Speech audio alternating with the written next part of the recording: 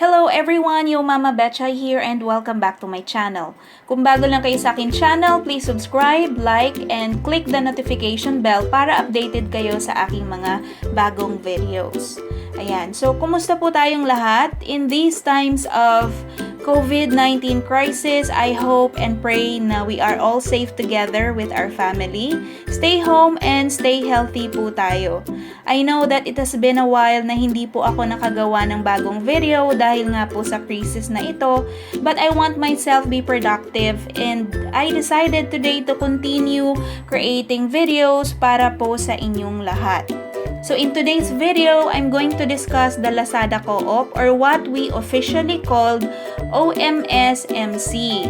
OMSMC stands for Online Microsellers Marketing Cooperative. I know na lagi ko pong binabanggit yung word ng microseller and I'm going to discuss more about that on this video, kung ano nga ba ang OMSMC and bakit nga ba every Lazada microsellers need to join and be a member of that cooperative. So if you want to know more about this co-op, please keep on watching.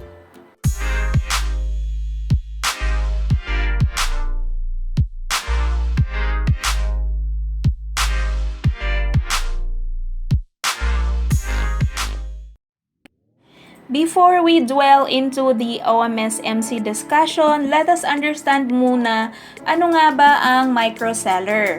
I keep on mentioning the word microseller in almost all of my videos dahil ang mga videos na ginawa ko po is really for the microseller category. Kung under corporate ka po, you can still watch my videos naman and learn the basics, but there will be differences po in the information like commissions and all. Okay? So, microseller has lots of definition po kung i-google po natin yan. Pero, we are defining the microseller based po sa government definition. Okay? So, basahin lamang po natin tong nasa screen. It says here, a microbusiness or enterprise is defined as any business activity or enterprise engaged in industry, agribusiness, and or services, whether single proprietorship, cooperative, partnership, or corporation whose total assets inclusive of those arising from loans but exclusive of the land on which the particular business entity's office, plant, and equipment are situated must have value of not more than 3 million pesos. So that's Section 3 of Republic Act 9501, otherwise known as the Magna Carta for Micro, Small, and Medium Enterprises. Ayan, so yan po yung definition ng ating government about microseller. So if you are someone who has signed up with Lazada under the individual category, so you are allowed to operate your shop on the platform without business documents yet. Okay? And ang puhunan mo na nilabas is not more than 3 million pesos, then you are under the microseller category. Okay? So, sana malinaw po at wag na po tayong magtaka kung bakit I keep on saying the word microseller sa ating mga video. Now, let us talk about naman the OMSMC. So, binanggit ko kanina kung ano yung OMSMC. So, it stands for Online Microsellers Marketing Cooperative. Ayan, so medyo mahaba-haba po, but let us be familiar po by the acronym OMSMC. Dahil babanggitin ko po yan, I will keep on mentioning that in the next videos that I will be creating para po sa inyo. So, OMSMC po, it is a duly registered cooperative under the Cooperative Development Authority or CDA in partnership with Lazada that enables startups and microseller to sell and grow their business in its online platform despite not having initial legal permits. Okay, so malinaw po bilang member ng OMSMC, you are allowed to operate an online shop using the Lazada platform even without business documents yet. Okay? Now, what is itong Cooperative Development Authority? Binanggit po natin to. So, ano nga ba yung CDA na yan? So, a CDA po, yung Cooperative Development Authority, is yung ahensya po that promotes growth ng mga kooperatiba. They do economic development. It also governs mga laws, mga functions, responsibilities. Meron din silang budgeting, funding.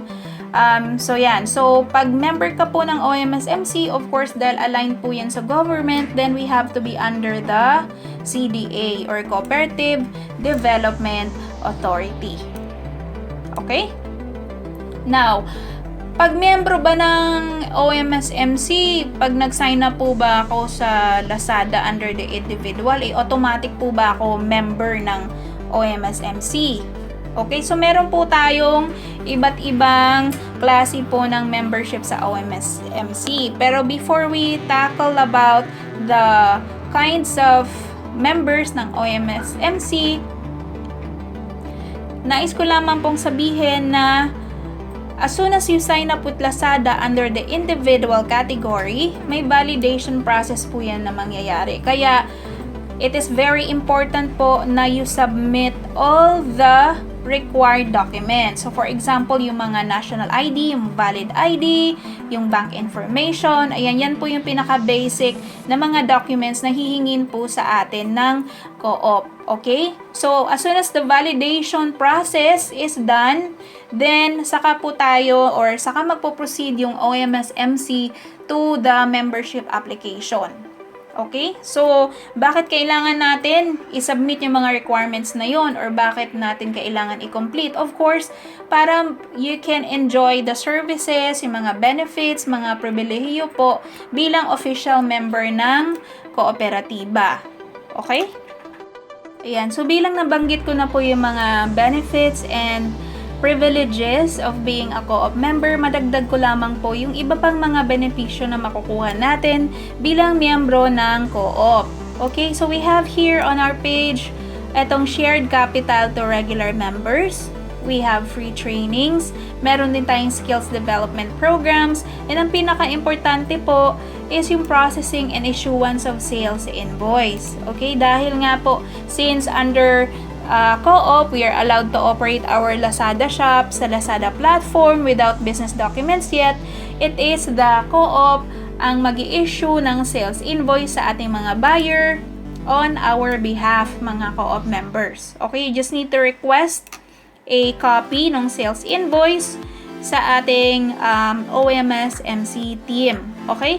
So, let us talk about paano nga ba yung proseso ng membership ng microseller. Okay, so ito po yung mga step-by-step process. Nag-create po tayo ng step-by-step process. And of course, ang ating pong step 1 is signing up with Lazada under individual. Okay, pero kung meron po kayong DTI, meron kayong BIR, then you select po yung corporate. Okay, pero kung wala, then you select po yung individual. And step 2, you need to make sure that you upload a valid ID and yung mga bank information.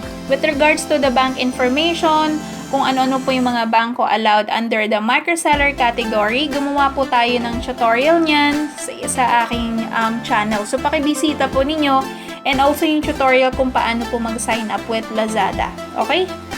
Number 3, as soon as you upload yung ID mo and bank information, of course, it has to undergo verification process or validation. So, the OMSMC team will validate your data. Okay, kung tama po ba yung mga sinubmit mo. And as soon as ma-validate yung data mo, you will receive an email from the OMSMC team and telling you na complete na yung data mo. Okay?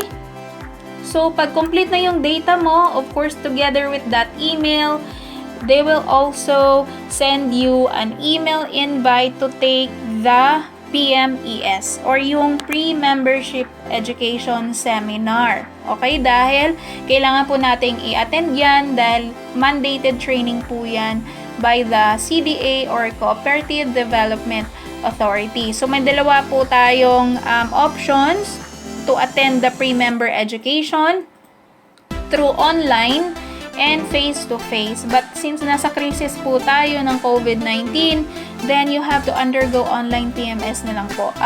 This is usually conducted by Sir John Polcario, yung compliance officer po ng Omsmc. Ayan. So, sa mga naka-attend na, I'm sure, naka-attend ng mga Omsmc event, for sure, na-meet nyo na po si Sir JP. So, siya din po yung magkakandak ng PMES. Okay? Then, step 5, of course, as soon as you have completed or you have attended the PMES, then an email will be received, an email will be sent to you, an email congratulating you for attending the PMES, and attached to it is the certificate, yung PMES certificate. And on top of that, meron din pong link doon for membership form. Ayan, so wag nyo pong baliwalain yung email na yan.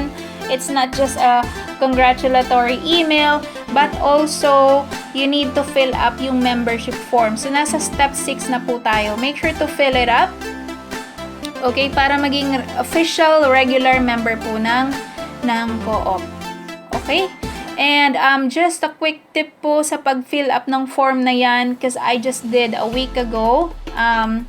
Make sure that you indicate yung correct po na information. For example, do not just put yung nickname. So make sure that you put your complete names. And if you are managing or if you owned more than 2 or more shops, make sure that you indicate all the shops that you owned or na minamanage sa Lazada platform. Okay? Then after step 6, wait for an email update. Alright, so yan po yung proseso ng pagiging member po ng MICROSELLER, and a lot of it will be discussed anyway by Sir JP during the free membership education. So feel free to ask Sir JP for all the questions you have in mind. Before we end this video, let me just clarify, kasi meron tayong mga members or meron tayong mga subscribers na nagtatanong na, so Mama Betchay, does that mean na forever akong member ng co-op? Okay? Pwede din naman pong forever ka maging member, pero depende po sa performance ng shop nyo.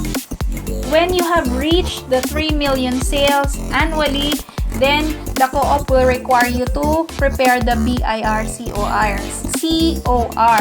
Okay, so that's the time na kailangan mo na iproseso yung mga documents na yan, and the co-op will ask you to upload it sa Seller Center and endorse you to the Corpo Seller account team. So, and number 2, kung ready ka na maging corpo, why not? Di po ba? So, kung ready ka na maging corporate seller and you have the BIR, DTI, COR documents in handy, then feel free po to upload it in Seller Center para ma-endorse din kayo ng co-op sa Corpo Seller account team. Okay, so ano nga ba yung benepisyo natin pag Corpo Seller tayo?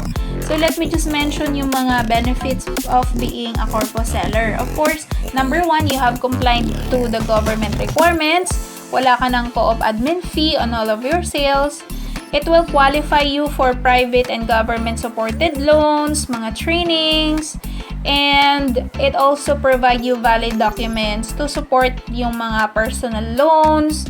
And if you're planning to process yung mga visa, then yan din po, isa din yan sa mga advantage of being a corporate seller. And to top it all, of course, it will protect your brand and prepare your business to go upscale.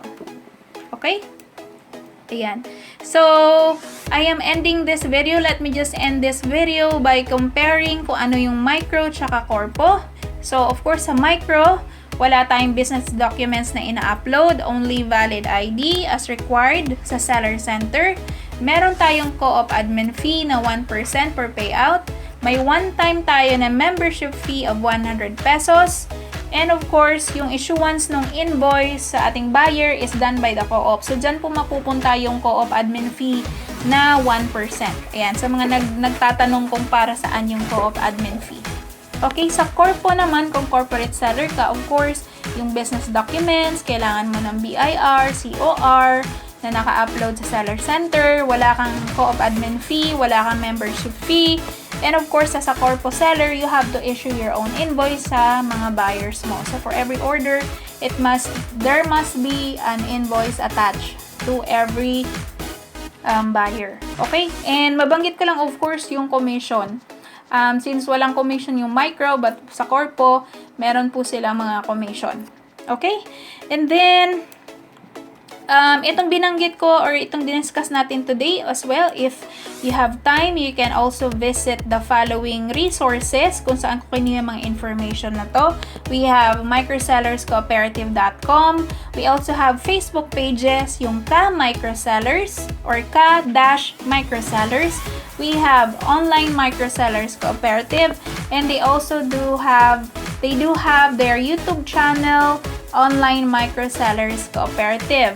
Ayan. And meron din pong bagong Facebook page, yung seller community ng Lazada. So, you may also follow them and make sure to fill up the needed information dahil medyo strict po yung ano nito, yung page na to. So, follow them at Lazada PH Seller Community Official. Okay, so that's it for today's video. Sana may matutunan na ulit kayo kung ano nga ba yung microseller, ano nga ba yung OMSMC. Ang sa akin lang siguro, ang key takeaway lang dito is, as a seller, hindi ako mangangamba for stability ng aking shop dahil po legit po siya na member ako ng co-op. Okay? So, hindi po tayo mag-aalangan magbenta, hindi po tayo mag-iisip na illegal tayo na seller dahil miyembro po tayo ng kooperatiba o yung OMSMC. And I'm looking forward for all the good things that is happening in the next few months para po sa ating co-op. So, great job po kina Ma'am Neil, kina Sir JP, sa lahat po na namumuo ng OMSMC team. Keep up the good work, and I'm happy to be a part of this co-op. Okay, so thank you so much for watching. If you have questions, feel free to comment down below, and I'll be happy to answer your questions. Kung ang katanungan nyo naman po ay kung paano po magsimula sa Lazada, lahat po ng mga basic kung paano magbenta sa Lazada ay naka-post na po sa aking channel. So please feel free to drop by my videos. Okay, once again, this is Mama Betchay. Thank you so much for watching, and I'll see you in my next tutorial. Bye!